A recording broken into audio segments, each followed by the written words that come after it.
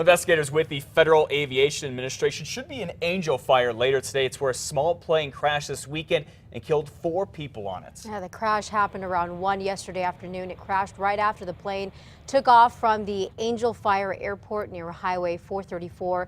The type of plane was a Mooney. It's basically a small plane.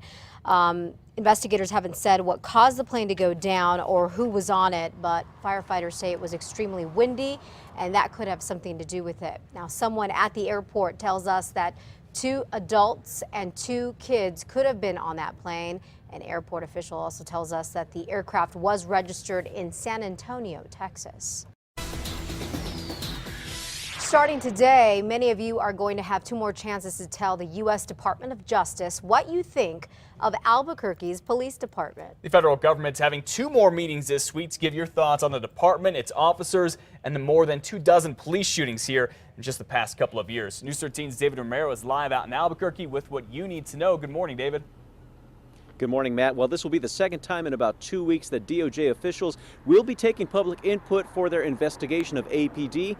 And if this afternoon's meeting is anything like the last one, be prepared because it could be packed. Now, the probe into behavior by Albuquerque police began late last year after more than 24 officer-involved shootings, 17 of which were deadly. Now, there were also a number of high-profile abuse cases as well that the DOJ is looking into.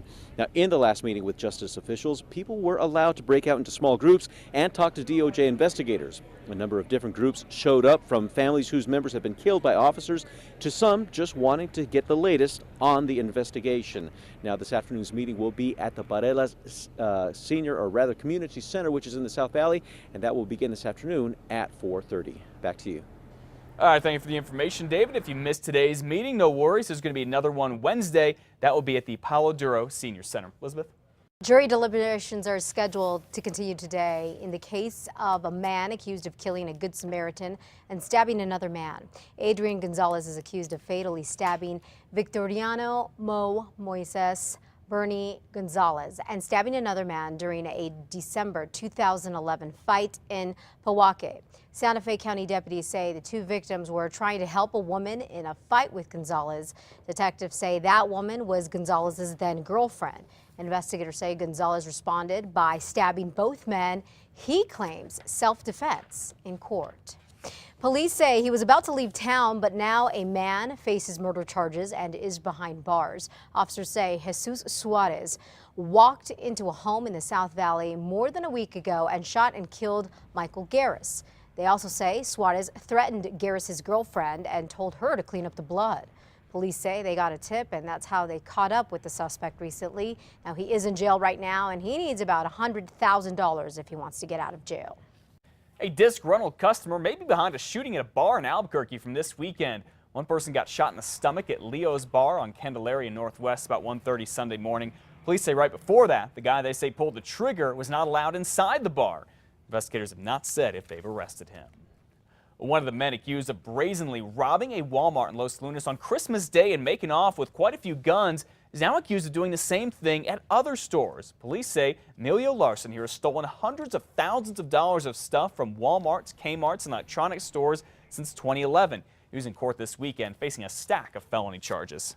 A man is locked up this morning after detectives say he broke into an Albuquerque police officer's home, stealing all of his police gear. Billy Espinosa faced a judge Sunday on numerous charges, including aggravated burglary. Bernalillo County deputies say Espinosa is the man seen in some surveillance video sneaking out of the backyard of an APD officer's Northwest Albuquerque home last week. Detectives say he stole the officer's gun, bullet magazines, a police baton, handcuffs, and even pepper spray. He's also accused of breaking into the home of the officer's neighbor. He is in jail on a $25,000 bond. The memory of 2 sisters killed in a drunk driving crash almost 3 years ago is still alive this morning. Santa Fe police had an honorary DWI checkpoint last night near Cerrillos Road to remember Del Lynn and Deshana Peshlakai. They were on their way home from high school from a basketball game back in March of 2010 when James Ruiz was drunk and caused a huge crash there. It turns out it was the 5th time he was arrested on drunk driving charges, and now he's serving 40 years in prison. Drunk driving has taken 2 people from us. We'll never get them back, never. So that's why we don't want this to happen to, if we can prevent happening to another family, so be it. Governor Martinez was at the checkpoint last night and is pushing for tougher laws against people caught drinking and driving over and over again, saying they're behind 60% of deadly DWI crashes.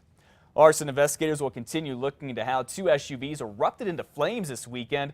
Firefighters found them on Texas Street Northeast. It's near Marquette just before midnight Sunday. They have not said who the SUVs belong to or how they caught fire.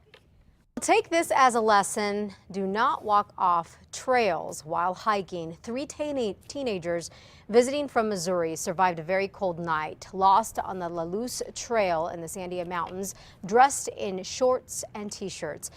APD got the initial call at around 6 Friday night. Authorities found the teens suffering from hypothermia on the edge of a cliff. Now, about 2.5 miles from the trailhead, that's where they were actually found. By the way, their cell phone batteries had died.